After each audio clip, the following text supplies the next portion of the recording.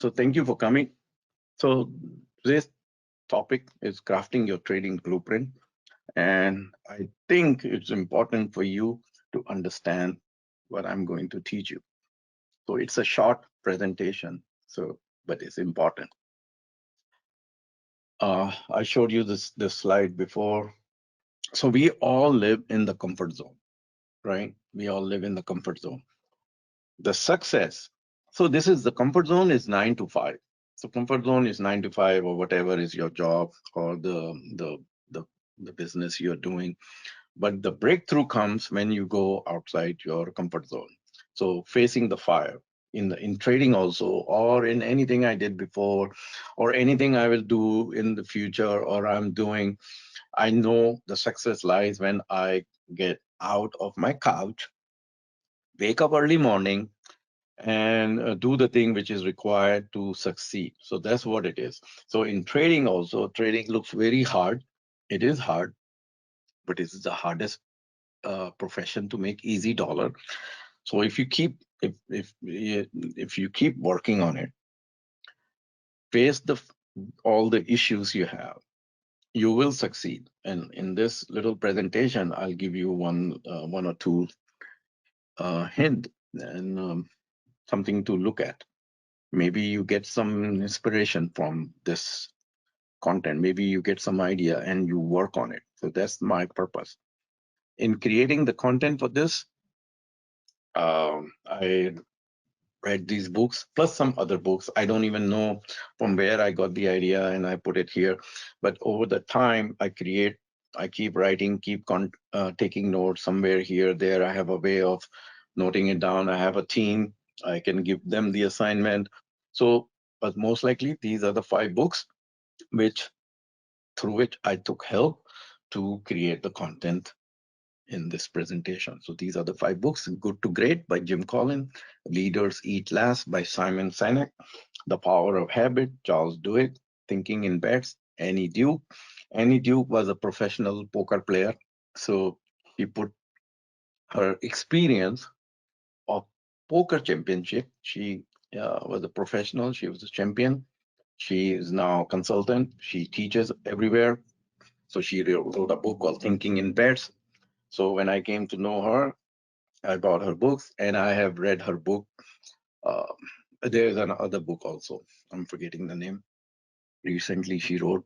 So I've read like 3, 4 times. I listened to 3, 4 times on Audible. Then I said, oh, why only on Audible? Why not? I should have a hard copy. So I went and bought Amazon, went ahead and bought Amazon, a hard copy. So I have hard copy. I have a paper, Audible, etc. Start with why. So Simon Sinek. So Simon Sinek have written many books. One of the book is Start with Why. So these are the books in this presentation. So these are the self deception which Annie has wrote in her book Thinking in Bets. So these are the real life confession. So if you read these confession, these same kind of this is a confession where someone has hit someone else and he is at fault. He or she is at fault, but she or he, this person is blaming on other person, self deception. So these are some of the things people have given to the police officer when they arrive. For instance, the guy was all over the road. I had to serve a number of times before I hit him. So these self deceptions, Annie is teaching us, saying that just the way the people self-deceive or try to lie and shift the blame on others in the trading, also we shift the blame on others instead of looking inside us. So this is one slide something I copied from Annie. So now she talks about bet. So well, first of all, we need to know what is a bet. So just in case you don't know what is a bet, so the definition of bet is a wager on the future outcome. So you're putting money on the future outcome. You understand that this will be the outcome, and if I put my money in this is my probability. If I put this much, I will make this much. So there is something you are predicting and assigning the probability. So but the outcome is uncertain or unpredictable. Otherwise, it will be a sure shot bet. So, like for instance, you do betting in casino. So you go to the casino and you bet. So she used to go to casino. I think she was in Wisconsin or somewhere in a little town, and she started learning from her brother, and she became a professional uh, poker champion. So betting in casinos, betting in sports, or betting in trading. So all of these require a bet. So where the future is unknown and you're betting on the outcome which you think will come. Same way in our life, so she's talking about same way in our life is a grand casino also. So grand casino of our life. So just think about it. Um, any of you who slept late at night and then woke up late and look at the conditions. I don't know, but if I if I sleep late after 11, I have to pay the price. My limit, I know my limit. My limit is 11 p.m. So I sleep. I have a habit of waking up early. Doesn't matter, it doesn't matter if I sleep at 2 or I sleep at 9. I wake up at 4:30. So same way. So what she's saying, grand casino of our life. So think about it, series of bets. So in the whole life, uh, we are betting in our life, and uh, I bet all over since I'm born. I know what I can recollect. I took a lot of bets, lot of wrong bet, lot of bad decisions. Some decisions came out to be good. So some decision came out to be good. Overall positive.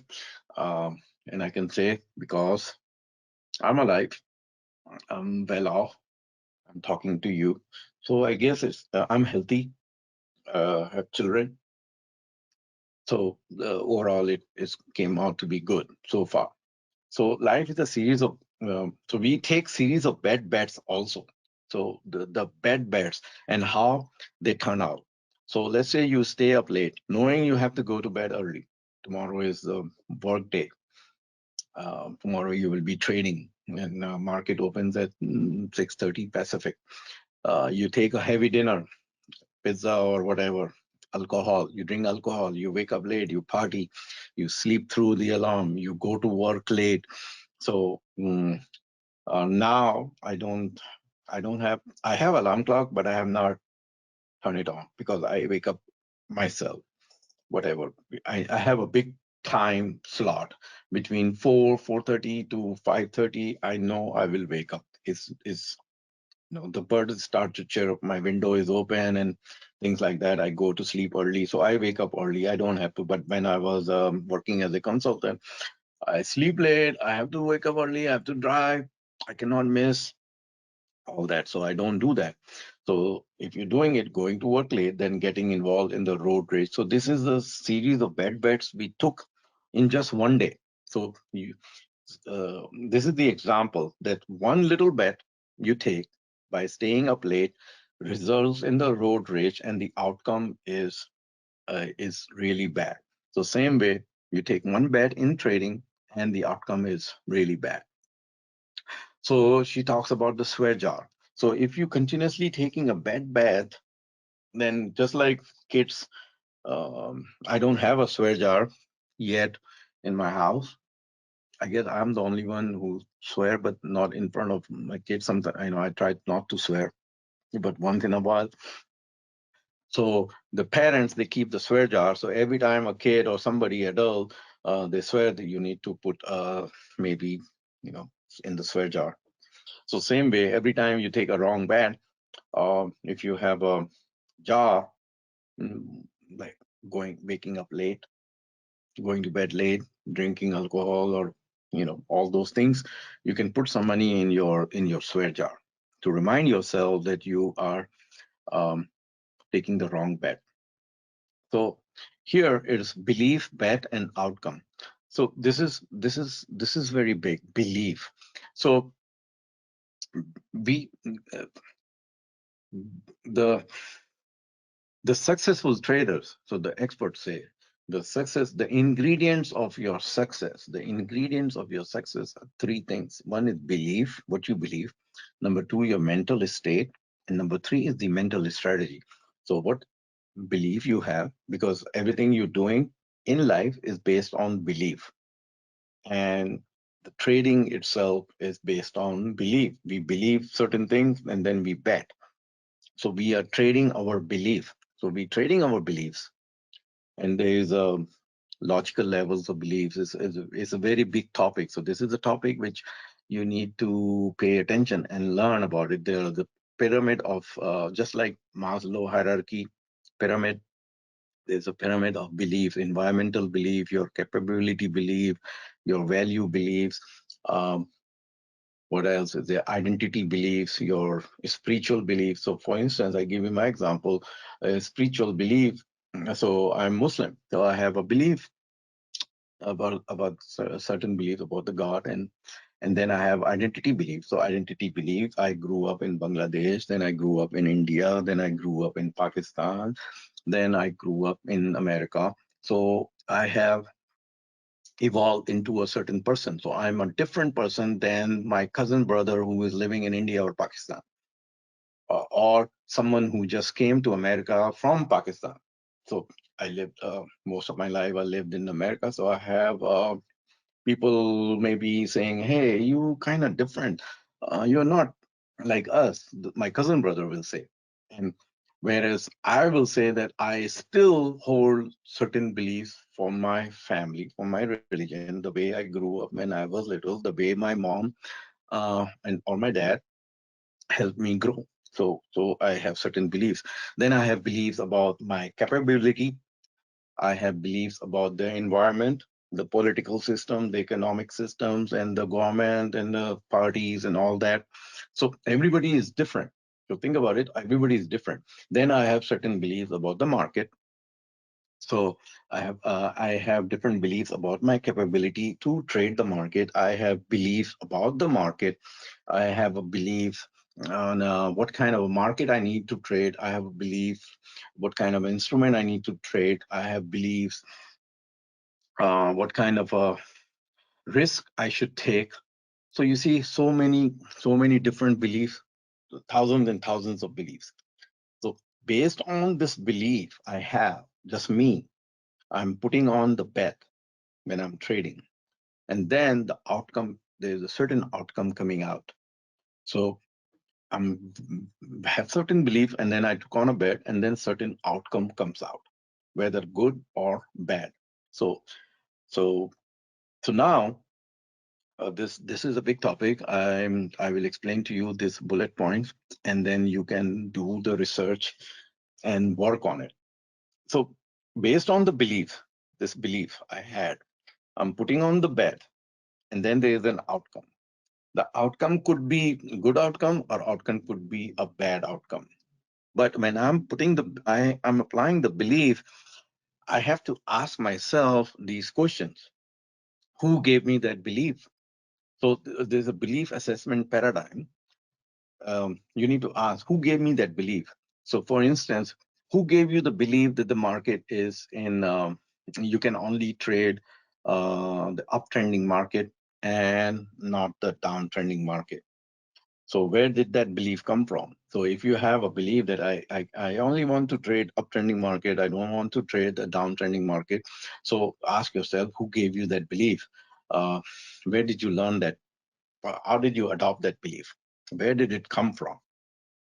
And then you ask, if you have that belief, so if you can trade all kinds of market, maybe then you say, okay, this belief is useful. But then if you sit down and say, okay, no, my belief is wrong, I can only trade uptrending market, I cannot trade downtrending market, so there is a problem. So what does having that belief get me out of? What kind of benefit I'm getting, or not getting?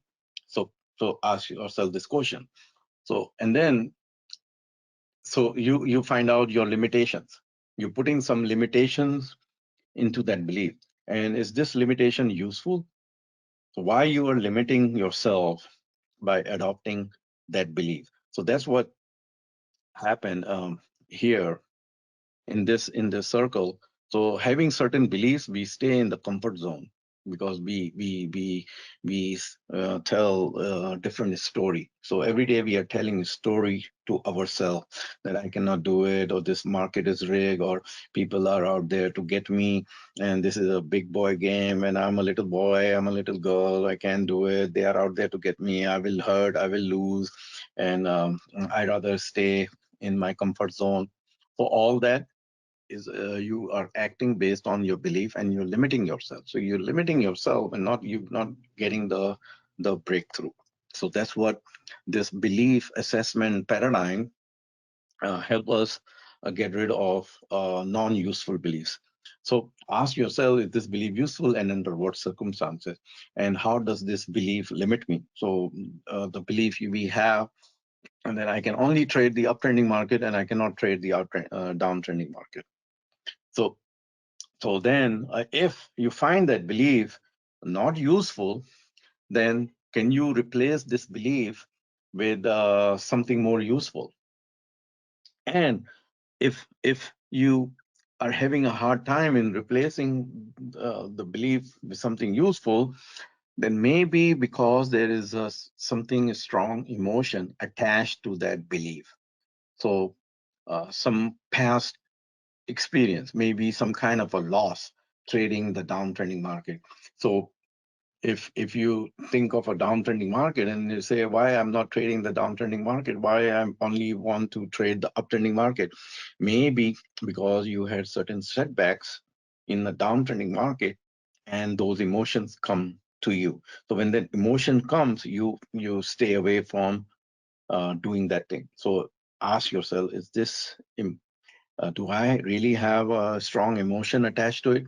Then do the exercise of getting rid of that emotion. So do the research in finding out the negative emotions you have with respect to certain belief, and get rid of that emotion. Once you get rid of that emotion, then you will get rid of that belief that you cannot trade downtrending market. So this requires a constant, like it's like a loop. You go through, you keep working on your belief. You whatever belief. I have another presentation where I've listed about 50 beliefs. There could be thousands of beliefs. Just your belief related to the market. So think about it. You have certain beliefs. It could be hundreds of beliefs about the market. So each belief, you do the exercise. Is this belief useful? Really? And if you are having a problem, then maybe sit down with your accountability partner, your trading buddy, and discuss that, is this belief useful? If not, then get rid of it. If replace with something useful. If it is useful, then use it. If it's not useful and you cannot get rid of it, then there may be some emotion attached to it. If there is emotion attached to it, then get rid of that emotion. Do the exercise. Go on YouTube, go on Google, buy some book, go on Amazon, how to get rid of negative emotion, and then get rid of that non-useful belief. So again, based on your belief, you trade your belief in about the market. So you're trading your belief about that market, about that symbol. So maybe you buy Tesla, you have a belief that Tesla will go up, and you take a bet, and the result comes out. So it could be any outcome, A, B, C, D, etc.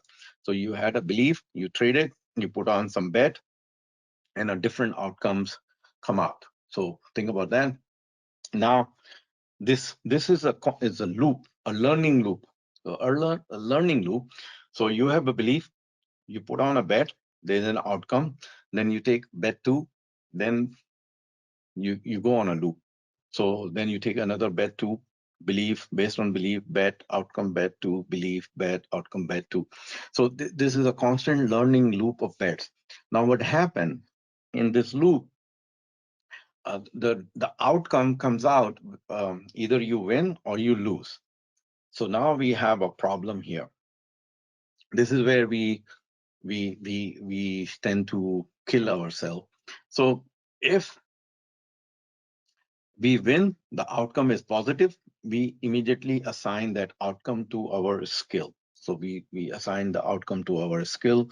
We beat our chest and we say, okay, uh, I'm a genius trader. I trade, and you look at me. I have a great technical skill. So this is something called outcome attribution bias. So if you Google attribution bias, then you will come to um, something, and then extract the keywords from that something, the paragraph which comes on Google, and then you Google, and then you learn a lot about different kind of biases. So I will teach you about different kind of biases we have. So this is called attribution bias. So attribution bias says that whenever the outcome is positive, we assign it to our skill. When the outcome is not favorable, we assign it to lady luck, and we shift the outcome to someone else. We don't want to take responsibility. We don't want to improve. We just assign it to some kind of a luck. So that is called attribution bias. So this is 99% of the people in the world, they do that. They believe certain things. They get certain belief from somewhere. Yeah, so the belief could be that I can make a lot of money from trading market. Don't learn anything. Just open an account and trade and lose. So and then bet. Now this bet. So it looks like a three-letter word, but behind is a science and art. So behind is the science and art. You need to bet properly. So the experts, they have mathematical models. They have all kinds of models which tell them how much they need to bet on this trade, or whatever they are doing it. So whereas the naive trader, they put like 40% of a portfolio on that trade, and the outcome is good, then they made maybe they double their money, so they assign it to the skill. They're genius, and then they go and believe that the Tesla will go up again, and then they put that 40%, they trade it, and the money they made, they put that money again and wait for the outcome. The outcome comes and they repeat, and then suddenly the trade goes the other way. They lose not only what they made, but their original capital, and then they assign it to some luck. So this is what's happening to us. So, so the component is this. First of all, maybe we don't have a proper skill. Maybe we are not doing the proper position sizing. Maybe we don't know how much we need to put the money in that certain trade.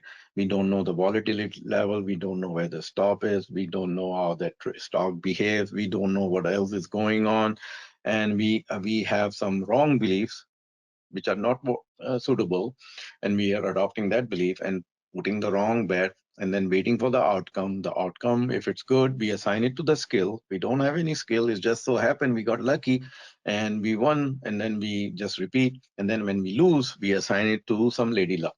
So that's attribution bias, and eventually it's a disaster. Now, if you have read, uh, if you know about Ulysses, then you would know what I'm talking about, but I'll explain. So it's a Greek legendary hero who traveled.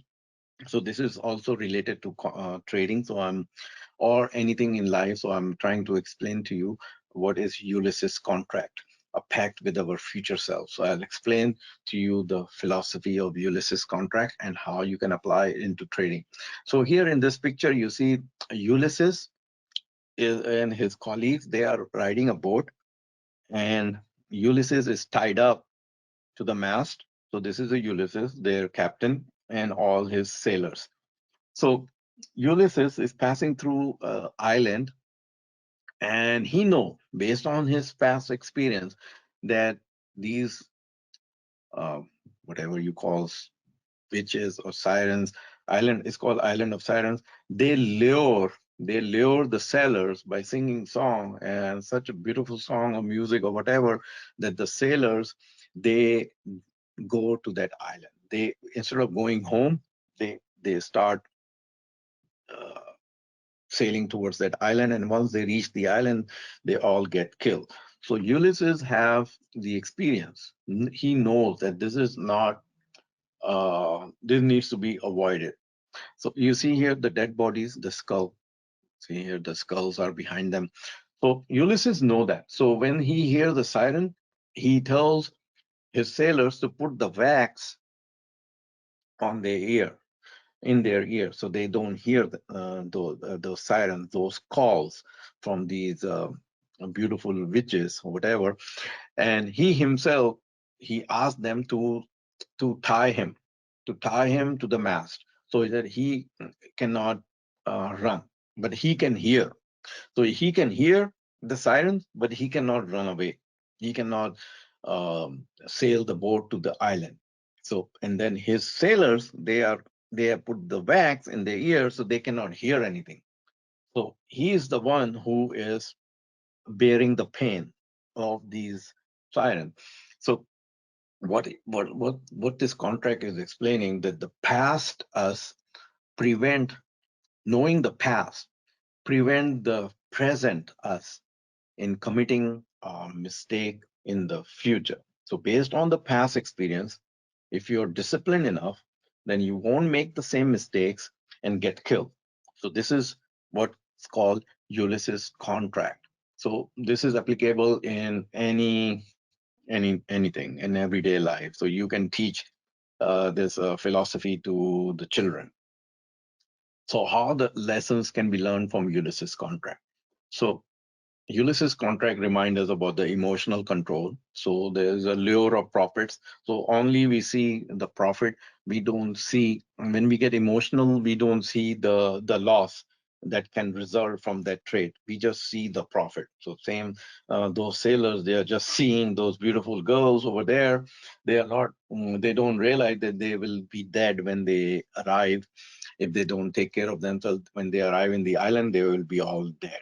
So they will make impulsive decisions. So risk management, impulsive decision, just hear the sound siren, they just start sailing and not disciplined enough. So not disciplined. So if they are disciplined, so if a trader is disciplined and using the proper risk management and controlling the emotion, then not get killed, otherwise get killed. So, and Ulysses sailors and Ulysses had a long-term perspective or returning home safely. So they went on some venture, big, they did some some exploration and some fighting. So their objective is to return home after several years, home alive, and whatever they have in their boat to take it home. So if they don't have this long-term perspective, they go they take impulsive decision and then they go to the island and then they get killed. I'm sure our grandfathers and a lot of people, these also right now they are doing it in some form fashion, and they are getting killed. uh, Things happening. So, and the power of continuous learning. So Ulysses is applying what he has learned before, and he has seen it probably. So he is teaching his sailors. Accountability. So in trading also, you need to be have an accountability partner, your trading buddy. It's very important that you have at least one trading buddy or accountability partner, minimum, and maybe two. So two, three, group of three. So his sailors are holding each other accountable by putting the wax and making sure that nobody is jumping out of the boat to go to the island, because they know the outcome. The outcome is to seek pleasure and then get killed. So setting limits to the pleasure. So avoid over trading. So same as setting limits to the pleasure. Managing cognitive biases, so adhere to predefined rules. So don't change the rule in between. Don't, when you been, they know that they are not supposed to go to the island, they need to keep going, and they cannot bear the siren, so they have to put the waxes in their ear. And Ulysses have to tie himself to the mast. So Ulysses have to tie himself to the mast, so he knows that he can hear them, and he knows that everybody is follow his instructions and going home. So he is bearing the pain as a leader. So managing cognitive biases, adhere to predefined rules. So he knew that when he will reach that island, there's close to the island, he will hear it, and he was ready. So same way, in trading, if you apply these principles, maybe it will help you. So past us preventing the present us from committing the same mistake which we did before, uh, to getting destroyed in the future. So that's what Ulysses contract is. So now, um, Annie Duke is telling us that you need to become the master of your bets. So take small bets, because when we are executing the trade, we are making some decision. So when we are making some decision, whether the trade will go uh, in our favor or not in favor, we don't know. The outcome will be tomorrow or the day after tomorrow. So when you're making the decision, that's the right there when you are reaching, like in the horror movie, they show, yeah, there's a cornfield and somebody's driving and then he reached the stop sign and then the sign says turn right, left, or go straight, and then he turns right, and then there's the bad boy is there and he's killing with the saw. So that's what it is. So if the bad boy is not there, you will have ample opportunity to enjoy the ride. So mindful of your decision making because it compounds success. Analyze each trade, the power of learning, evolve. If whatever belief you have, you need to evolve. So write down whenever you are trading, write down your belief on that trade, why you are trading that market, why you are trading that instrument, and see the result, analyze it, and improve upon your belief, that your belief was wrong or belief was right, and how many times you were successful in that by adopting that belief. So betting on a successful future. So based on the Ulysses contract, you can take help. And then another one, this quote I got: the experience is not what happens to a man, it is what a man does with what happens to him. So it's about learning from the mistakes. Now, there's another topic, which is the core values. So the, I am Nashi. So I have certain beliefs, the spiritual beliefs, identity beliefs, my capability beliefs. I have certain values. I have certain beliefs about the environment, about the economy, about the politics, and all that. So I am very different. I am the only one in this world like me. You are a different person. So the- if I open an account, if I just open an account in Robinhood or somewhere and start trading and not knowing why I am trading, why I am doing this trading. So am I'm bound to be unsuccessful. I'm bound to lose money. And there reason. The reason is that we don't know our fundamental beliefs. We don't If we don't evaluate our principle, if we don't have a guiding philosophy, if we don't know our behavior and how we take the decision, we don't have anything. We don't know why we are trading, why you are trading. Are you So ask, this is a very deep question. Ask yourself, like Naila said, I want to make let's say somebody says I want to make a lot of money. So ask yourself why you want to make a lot of money. Is the money you have is not enough? So what is telling you that you need to make a lot of money? So ask yourself why you want to make a lot of money. So there is a reason you want to make a lot of money. So when you dig deeper in figuring it out why you want to make a lot of money, then something else will come out, that you may not want to make a lot of money, or you don't want to make a lot of money through this means. Um, think about that. So you want to make a lot of money, but you will lose a lot of money too. So how it will feel when you lose a lot of money? Who else will get hurt? If you are the only one out there and you don't care, you're single, you're young, there's money coming in from other sources, and if you lose a lot of money, it's okay. But if you lose, then what else will be affected? So ask yourself what is important to you. So a core value, why is driving you to trade the market? What is driving you? So a moral compass, a north star. So just like a compass guide the ship when it's sailing, so same way, you need to define your core values and then figure it out why you want to trade and what kind of a market you want to trade, what kind of beliefs you have, and what kind of risk you are taking. So risk is compared to the reward. So if you take a lot of risk, the reward will be a lot. But when you're going for the reward, big reward, then the ruin can happen also. So think about that. So the compass of trading success. So this is very important. I learned. So the compass of trading success is core value. So what are your core values? Affects the trader's journey. Just like the compass affect guide the sailor. So the compass was guiding Ulysses to return home. Same way, the core values is guiding us in our trading journey. So ask yourself, what is your core value? Why you are trading? Because this question to ask is more important than asking the question about the market analysis and a strategy. And I just want to make some money. Give me some hot tip, which stock to buy, things like that. So these questions are secondary. The, the, the, the first question is to ask yourself, what are my beliefs? Am I ready to trade that market? Do I possess a proper mental state to trade those market? Do I have a proper mental resources to trade the market? Do I have a proper mental strategies, the execution to trade the market? Why I'm trading that market? What is driving me to trade that market?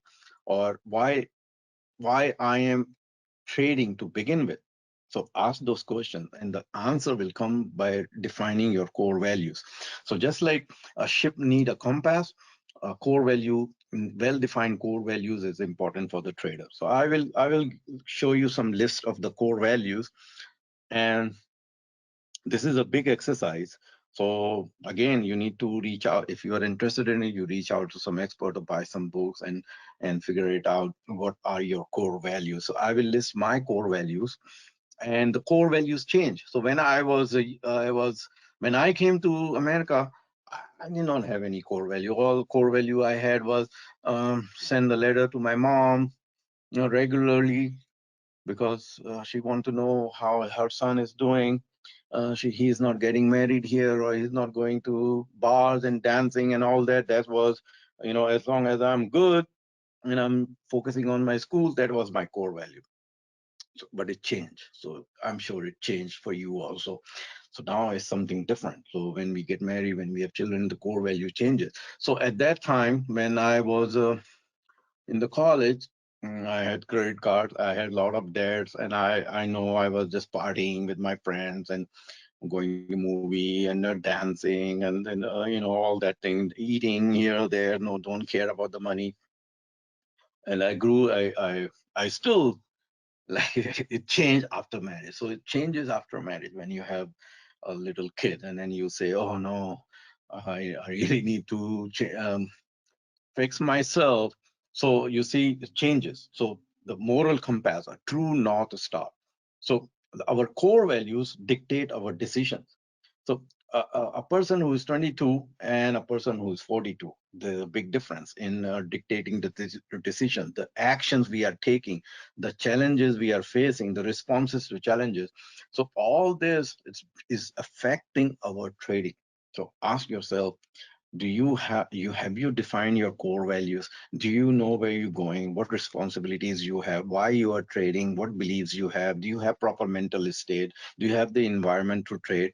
And what kind of beliefs you have, the ethics and ideals, everything you need to sit down and evaluate, and then come up with your make the decision about the trading. So the bedrock to build a trading success story is understanding your core values. So the books I listed, maybe you can read those, by Simon Sinek. Start with why, and then there are a lot of other books. So you need to define your north star. So we trade volatile market. You see, the markets are so volatile. We face high pressure situation, and we have to make tough decisions. And if we have a core values, clear core values, we can easily follow the path. If we have a core value, we can easily follow the path. We can probably make a proper decisions when we are facing this tough market and the volatile market. Otherwise, we are just, you know, uh, come to the market, trade haphazard, close the trading account, and we will see next tomorrow what will happen. So core value acts as a linchpin Traders goal aligned must be aligned. Your goals, trading goals, the profit objective or the growth of your portfolio, the risk you are taking and the reward you're seeking, and the market you are trading, and knowing yourself, what changes is occurring in you, they're all aligned with your core values. So the core values, is the family important to you? Is the what is on the top? So what is on the top? Maybe becoming a rich is the on the top list. So a person who's being rich is on the top, number one, has a different core value than a person whose core value on the top is family. So there's a big difference. Family on the top, or someone's core value is money. So think about that. So once we define the core value, we trade with intentionality and significance. Then we know what we are trying to achieve and what kind of a risk we are taking. Maybe if we define the core value, let's say I define my core values that I need to preserve my capital, I need to leave a legacy. So I will define my portfolio in a different way. I'm taking some risk here, I'm taking more risk here. The more risk I'm taking in a portfolio, it has a smaller balance.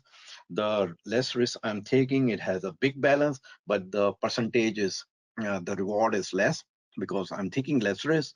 So if I'm taking less risk, the reward is also less, but because the portfolio balance is so huge compared to the speculative account, that it overall I'm making more money in a bigger account with the less risk and the less reward compared to the smaller portfolio. So think about that. It all so your rebalancing of your portfolio and the trading the market is coming with your core value. So maybe every year at the end, when the Christmas comes or when the Thanksgiving come, and it's coming, you need to ask yourself, maybe it's time to sit down and define your core values. Maybe it changed.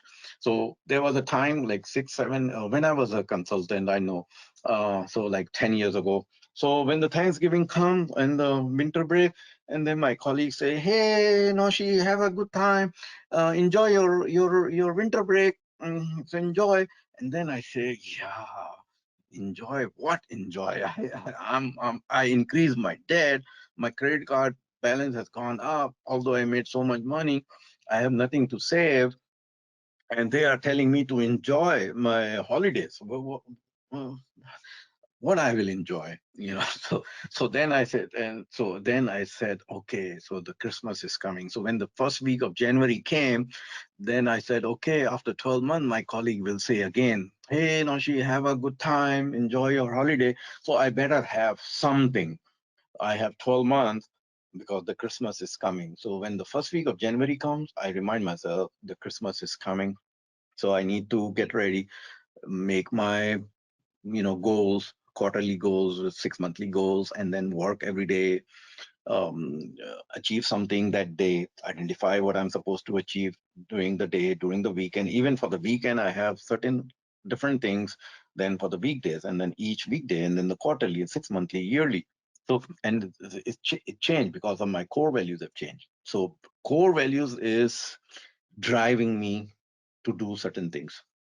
So authenticity in action, risk management, mentorship, motivation, all this is being driven by motivation. Why? Um, the other day, my daughter got the assignment about the motivation.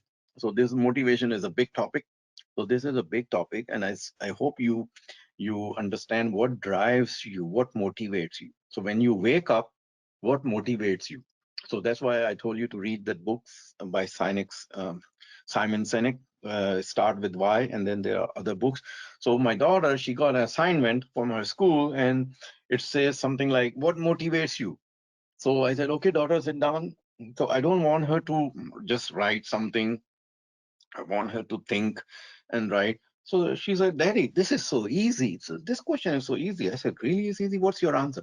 She said, what motivates me? The Roblox. The video game motivates me, Daddy. So oh my God, my daughter is getting motivated by the Roblox game. So, so I had to, when I started teaching her more, And then I started giving her the example, what motivates daddy to wake up early morning while you are still sleeping, daughter?